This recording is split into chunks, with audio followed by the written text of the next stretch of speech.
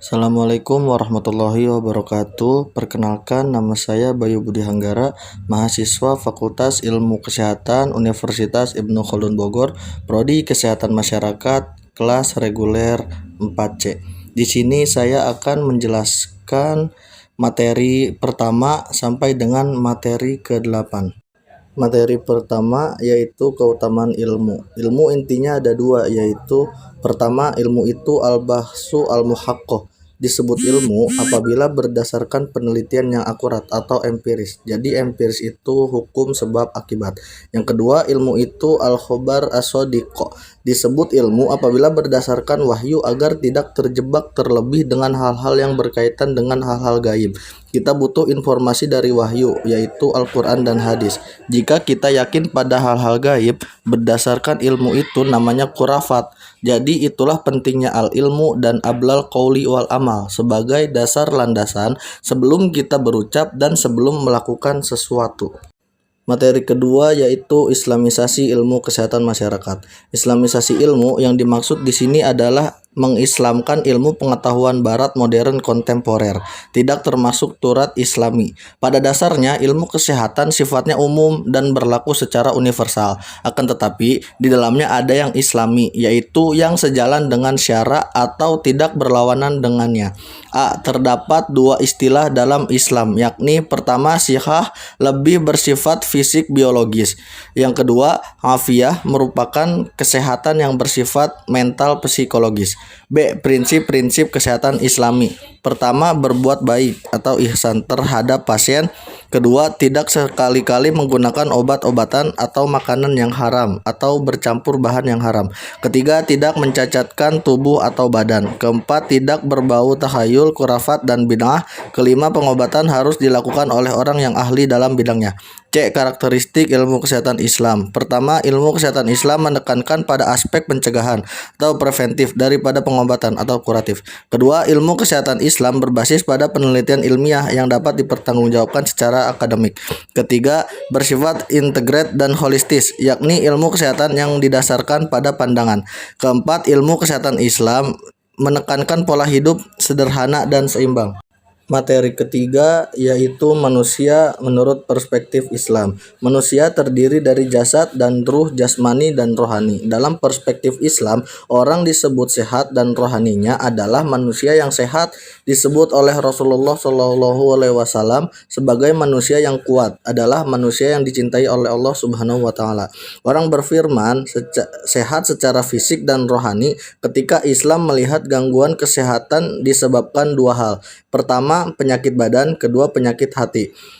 Disebutkan dalam Al-Quran surah Al-Baqarah ayat 10, jiwa yang sehat senantiasa mengikuti arahan yang sesuai, misal makan yang halal dan menjauhkan yang haram, maka akan menjadi sehat. Manusia berkewajiban menjaga kesehatan fisik, rohani lahir batin sehingga menjadi sosok manusia yang sehat dan kuat. Manusia terkadang mengalami gangguan psikologis. Kita perlu mendidik jiwa manusia agar menemukan makna.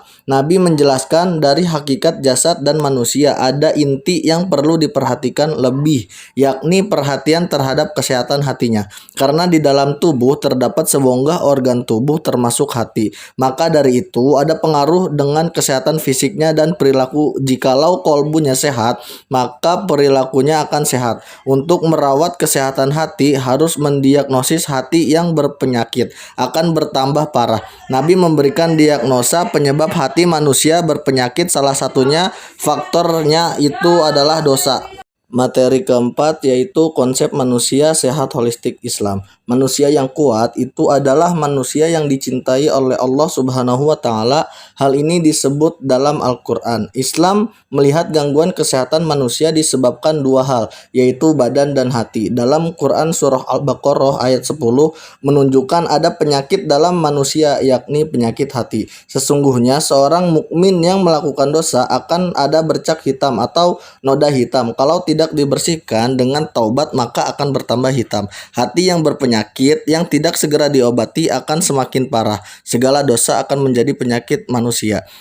Salah satu penyebab hati yang rusak, pertama itu karena dosa, dan ketika hati yang berpenyakit tidak diobati dengan zikir, sholat, silaturahmi, maka akan ada titik hitam di hatinya. Kedua, mempertuhankan hawa nafsu. Banyak keinginan tidak akan pernah puas sehingga akan menjadi gelisah. Semakin diperturutkan, semakin jiwanya berpenyakit sehingga perilaku pun rusak. Obatnya itu dikendalikan. Ketiga, memperhatikan benda materi, popularitas, jabatan, kekayaan, dan juga duniawi. Materi kelima yaitu ketiga perspektif Islam. Keselamatan dan kesehatan kerja merupakan upaya untuk mencegah agar pekerja tidak mengalami kecelakaan baik fisik dan juga mental. Melihat ketiga maqasid syariah sesuai dengan kaidah syariah. Tujuan disyariatkannya melihat ketiga ini komprehensif karena dalam syariah melindungi beberapa faktor 5 hal yang esensi. Kepentingan utama ketiga yaitu pertama menjaga agama, kedua dijaga keselamatan nyawa, ketiga akal, keempat menjaga keturunan, dan yang kelima keselamatan harta. Materi yang keenam yaitu pilar kesehatan masyarakat menurut perspektif Islam. Konsep preventif dalam Islam pertama mencegah segala hal yang mendatangkan bahaya, kerusakan, penyakit.